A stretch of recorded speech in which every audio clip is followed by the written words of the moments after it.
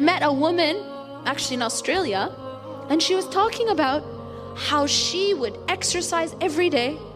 She said she didn't even eat a hamburger her entire life. Like she was like so crazy healthy, you know, healthy, health conscious. And she said, I believed that if I do all these things, you know, I work out every day, you know, she was like a personal trainer, she never ate anything unhealthy, you know, she thought that that would guarantee the outcome that she wanted. And you know what happened? She got cancer. And she talked about her story and how it humbled her, because it showed her she's not in control.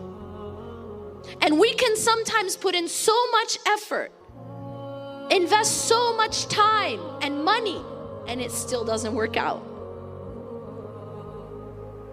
And that is because we're not in charge. Allah is. And this is part of the tests of dunya.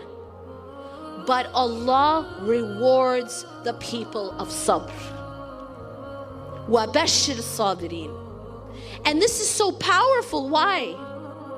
Because have you ever gone to someone who has just been struck with a calamity and said, congratulations?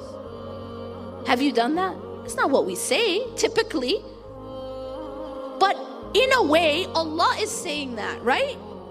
Allah is saying the people who have been struck by tragedy, by loss, by things not working out, He's almost congratulating those people. وَبَشِّرِ الصَّابِرِينَ. Like bushra. What's bushra? Right? Why? Why? Allah subhanahu wa ta'ala is giving them that glad tidings because of the level of their reward.